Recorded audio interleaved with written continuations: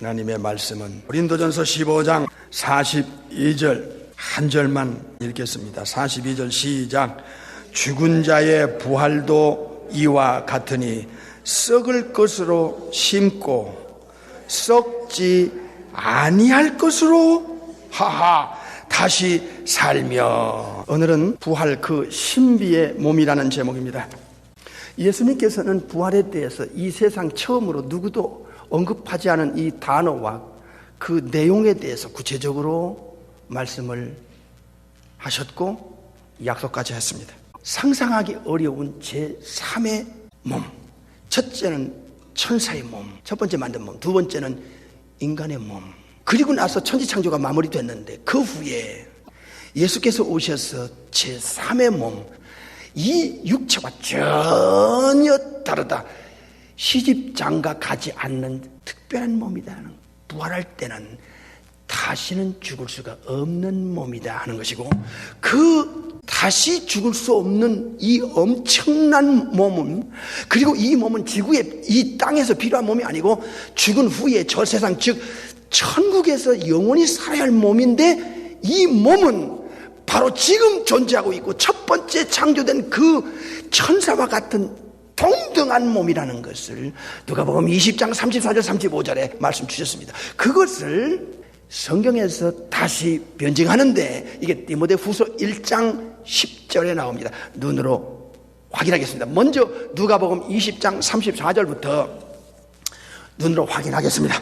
예수께서 이르시되 이 세상의 자녀들은 장가도 가고 시집도 가되, 35절, 저 세상 즉 지구 밖에 천국에서 하늘나라에서 죽은 자 가운데서 부활함을 얻기에 합당히 여김을 입은 자들은 세 가지입니다. 첫째로 장가가고 시집가는 일이 없는 몸이고, 저희는 다시 죽을 수도 없나니 이는 천사와 동등이요 부활의 자녀로서 하나님의 자녀라 말씀하셨어요.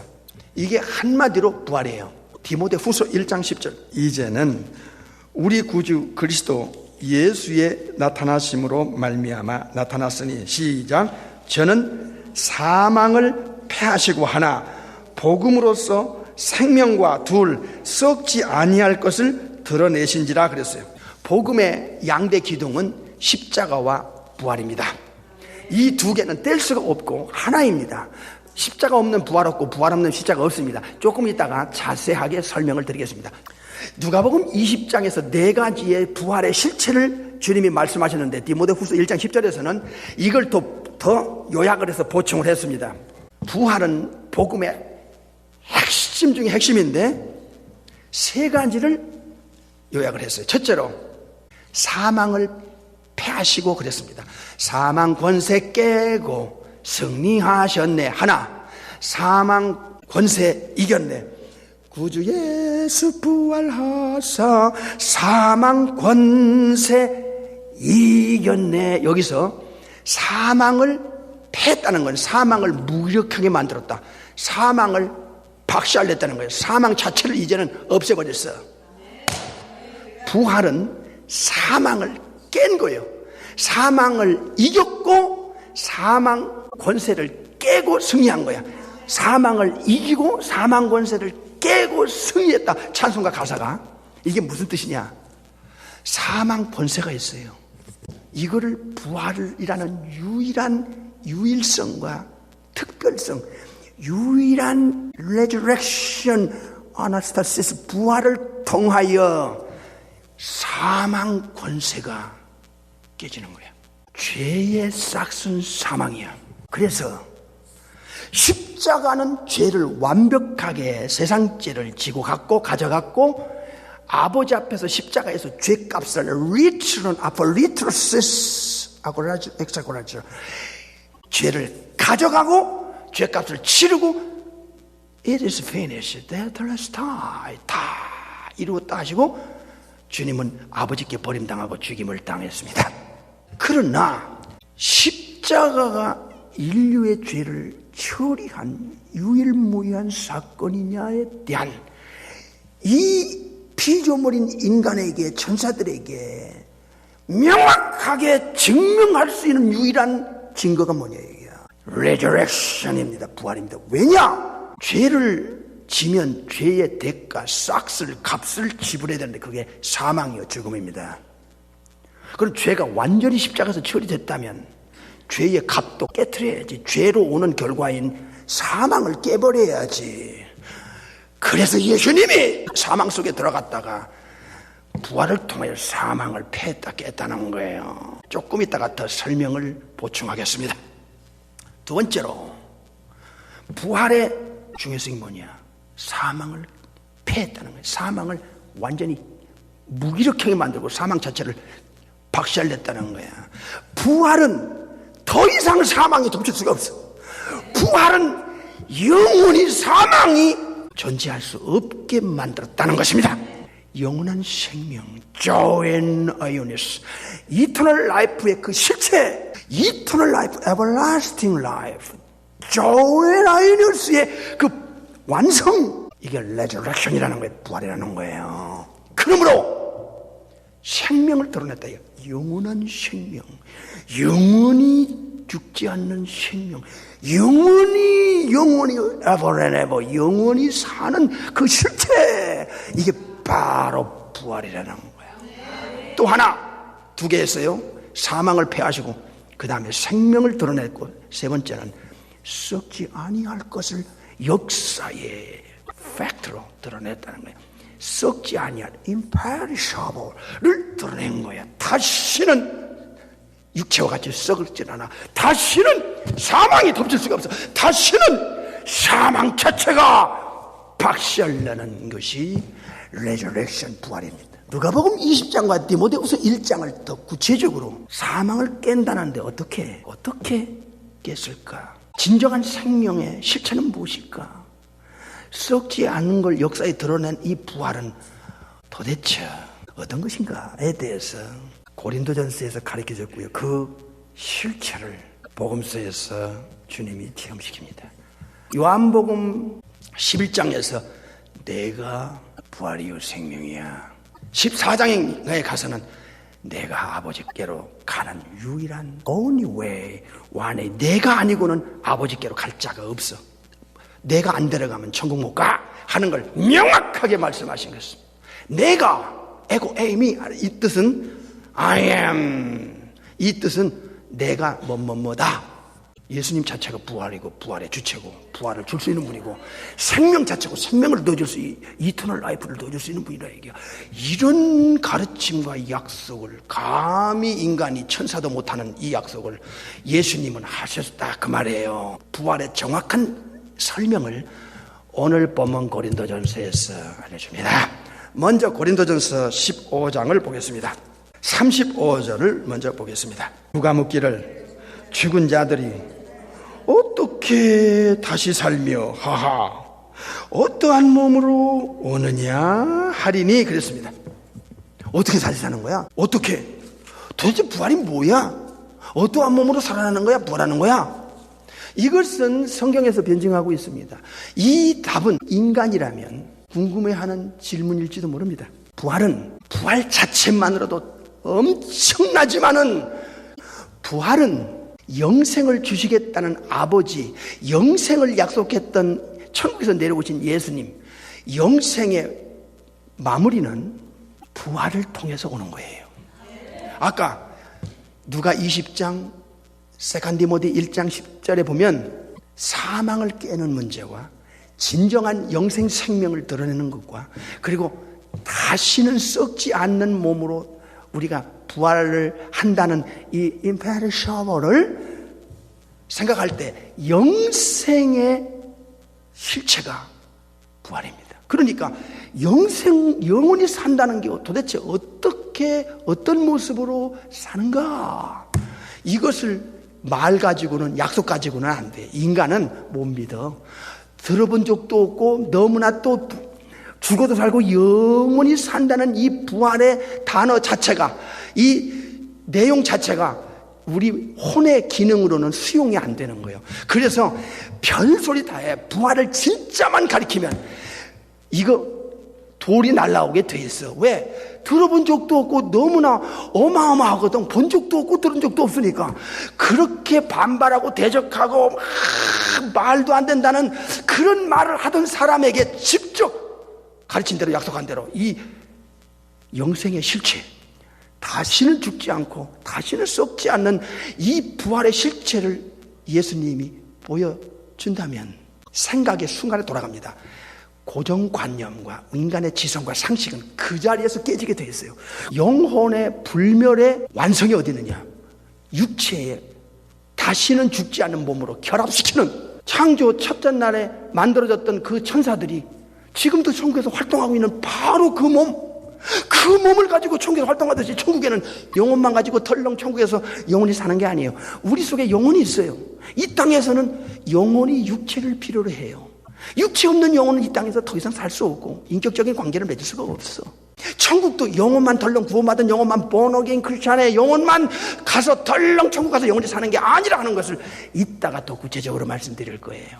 그래서 부활은 영생과 직결되어 있고 영혼과 결합되는, 없어서는 안 될 필수적인 문제이며, 세 번째는 천사와의 관계입니다. 부활을 인간이 인정하고 받아들일 수 있는 결정적인 또 하나의 제3의 증거는 천사입니다.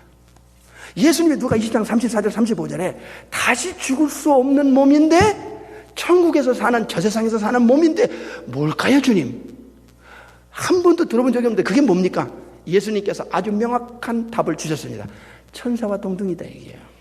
천사의 몸을 본 사람이 신구약에 너무나 많은데 그 천사 같은 몸으로 이 육체를 바꿔준다는 거예요. 또 한 번의 창조가, 제3의 세 번째 창조가 예수님 몸에서 일어나고 있었어요. 그러니까 이게 부활은 절대적으로 필요한 거예요. 천사와 같은 바디가 없이는 천국에서 영원히 활동할 수가 없다고 하는 이 하나님의 계획을 우리가 이해할 때 반드시 부활은 있어야 했다는 것을 우리는 이제 알아가기 시작하는 거예요. 네 번째로, 부활은 천국과 저 세상과 아주 이거는 맞아떨어지는 몸이에요. 이 몸은 천국엔 필요 없어. 이 몸은 이 땅에서 필요해. 그래서 예수님께서 저 세상에서 하나님의 자녀라는 이 자격을 받고 부활을 받을 사람들은 시집장가 안 갈 뿐만 아니라 다시 부활을 받으면 죽을 수 없고 천사와 같은 몸으로 하나님이 또 한 번의 제3의 창조의 몸을 다시 썩을 수 없는 몸으로 부활시켜준다는 거예요. 이것은 창조주만이 알고 창조주만이 줄 수 있고 창조주만이 약속하고 창조주만이 보여줄 수 있는 부활입니다. 그러므로 부활만 정확하게 알고 전한다면 이것을 묻어두고 뒷전으로 제쳐놓고 우리가 침묵하고 벙어리처럼 역사에 드러내지 않는다면 이 무서운 책임을 어찌 다 하나님 앞에 심판대 앞에서 주님 앞에 책임을 감당할 수 있겠느냐 말이에요. 고린도전서 15장으로 넘어갑니다. 오늘 본문으로 넘어갑니다. 15장 42절, 죽은 자의 부활도 이와 같으니 썩을 것으로 심고 썩지 아니할 것으로 다시 살며, 거기까지요. 이건 너무나 중요하고 너무나 높은 창조주의 계획이고 창조주가 하시는 제3의 실령체를 만들어내는 부활이기 때문에 설명을 들어야 돼요. 고린도전서 13장 35절에서 누가 묻기를, 야, 죽은 자들이 어떻게 다시 사냐? 어떠한 몸으로 살아나냐? 부활하냐? 이 질문의 답을 35절의 질문을 42절에서부터 하고 있어요. 보세요. 이 육체가 언젠가 깨지면 흙으로 돌아가 무덤에 들어가. 무덤에 들어가는 것을 꼭 씨를 심는 것처럼 표현을 했어요. 씨를 심어서 씨가 땅속에서 썩어지면서 새싹이 나와서 열매 맺고 열매 맺듯이 육체가 땅속에 들어가는 것을 끝으로 보지 않기 때문에 육체가 흙으로 돌아가 썩어지는 것이 창조주의 계획에 있어서는 끝이 아니기 때문에 다시 resurrection, 부활을 하기 때문에 심는 것처럼 쉽게 이해하도록 표현을 했다 그 말이에요. 그러니까 썩을 육체가 땅속으로 무덤으로 들어가서 장례 치내고 나면 예수님이 재림 때 부활시킬 때는 어떻게 부활하느냐? 썩지 아니할 것으로. 영원히 썩지 아니할 것으로 다시 사는 게 부활이에요. 그러니까 부활은 엄청납니다. 이 엄청난 것을 창조주만이 할 수 있는 능력이 왜? 천사와 동등한 천사를 수백억 수천억을 하나님이 만들어가지고 마태 28장 우리가 지난주에 본문 읽었잖아요. 번쩍번쩍 번개 같은 몸으로 촥촥촥촥 내려와서 돌문을 열고 그 위에 앉았는데 그 무덤을 지키던 군병들이 혼비백산 죽은 자처럼 덜덜 떨었잖아요. 그 몸을 수백억을 만든 이상을 만든 창조주께서 천사 같은 몸으로 다시 만들어준다는 게 뭐가 그렇게 어려운 거예요? 이해되시죠? 하나님을 모르는 자들은 이해를 못하죠. 영적으로 죽은 자들은 이 세상에 본 적도 없고 들은 적도 없다고 생각하고서 거부하지만 우리는 엘샤다이 삼일째 하나님의 그 전능성을 알고 있고 천사를 만들고 인간을 만드신 그분이 바로 우리 아버지 하나님의 우리 예수님이고 성령님이 삼일째라는 걸 우리가 알고 있는데 말이야. 이게 하늘의 위스텀이에요. 하늘로부터 받은 지혜라 그 말이에요. 이게 고린도전서 2장 12절에서 13절에 나와요. 욕된 것으로 신고 영광스러운 것으로 다시 살며 약한 것으로 신고 강한 것으로 다시 살며 그랬어요. 여기 두 가지입니다. 아주 이 육체 죄덩어리입니다. 그러나 이 육체가 무덤으로 들어가서 장례 치르고 나서 예수님이 다시 부활을 시킬 때는요, glory 아주 영광스러운 것으로 다시 살고요. 그 다음에 약한 것, 감기만 들어도 콜록콜록하고 약한 것으로 신고 강한 것으로 strong하다요. strong. 이 병에 상관없고 죽음도 상관없어. 썩지도 않고 녹슬지도 않고 노쇠도 없어. 이게 바로 천사의 몸인데 이 몸과 천사의 몸과 같은 수준의 퀄리티를 가진 부활체로 우리 주님이 부활시킨다는 거예요. 그런데 문제는 이거를 말만 하고 가르치기만 하고 약속만 하고 안 보여줬으면 기독교는 2000년 전에 끝났어요. 그 핍박 속에서 끝났어요. 예수 믿으면 그 피비린내 나는 그 순교의 시대에 기독교는 끝났다니까. 44절 시작. 육의 몸으로 심고 신령한 몸으로 다시 사나니 육의 몸이 있은즉 또 신령한 몸이 있느냐. 여기서 이게 육의 몸이야. natural body라고 그래요. natural body. 소마 푸시콘이라는데 이 몸으로 이제 무덤 속에 들어가서 장례 치고 나면 부활시킬 때는 예수님이 spiritual body, 신령한 몸, 영적인 몸으로 살려낸다는 거예요. 그러니까 네 가지예요. 보세요. 썩지 아니할 몸, imperishable, 강한 몸, strong, 영광스러운 glory, 그리고 spiritual body, 신령한 몸으로 다시 일으켜내는 게 부활이에요. 이거를 예수님이 40일 동안 증인들을 만들어냅니다. 그렇게 반대하던 사람도 듣기 싫어하고, 여보, 당신 제정신이 아니지? 예수쟁이들, 제정신도 아니야. 이게 정신 나갔어. 말 같은 소리를 해야지 믿지? 그렇던 사람들이 부활체를 실제로 주님이 보여줌으로써 세상에 어떻게 이런 일이 있을 수 있겠냐? 어떻게 이런 일이 내 눈으로 어떻게 이런 이 엄청난 사실을 보고 있단 말이냐 했을 때 상식이 깨지고 지성이 깨지고 고정관념이 깨지고 사람은 돌변하게 되어 있어요. 창조주가 계시네. 부활을 통해서 알게 되는 거예요. 그 진짜가 진짜 되고 가짜가 가짜로 드러나는 것은 눈으로 본 거예요.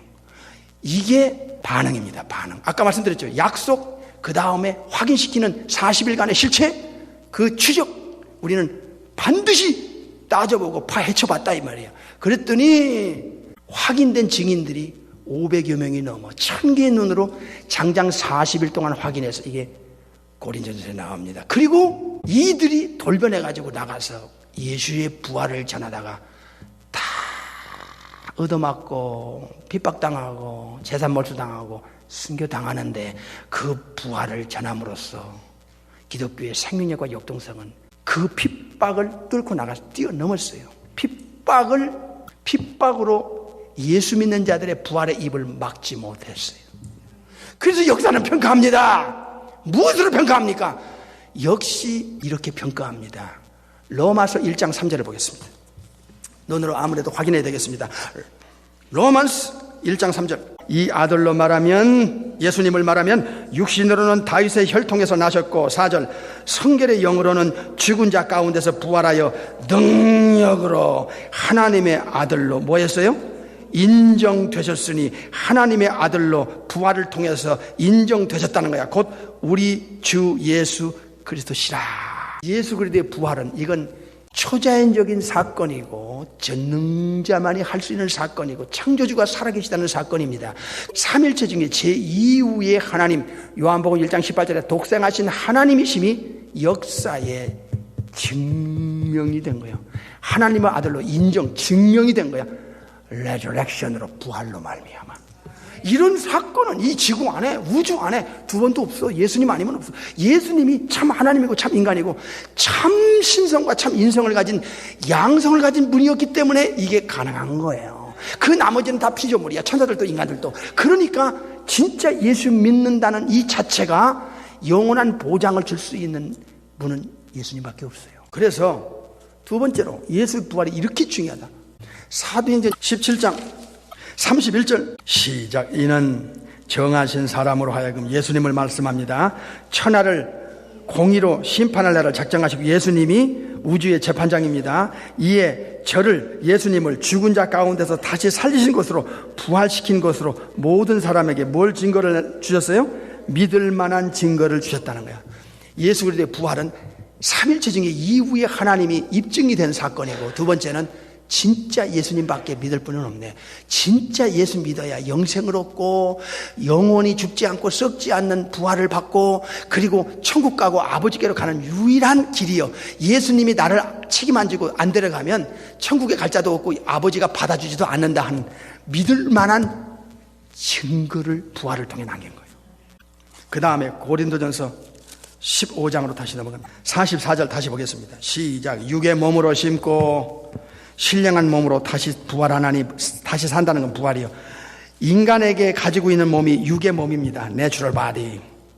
그러나 부활의 몸은 신령한 몸이 있다. 신령한 몸입니다. 지금도 두 종류의 몸은 존재하고 있어요. 하나는 천사 같은 몸, 천사의 몸입니다. 이게 신령한 몸이에요. spiritual body입니다.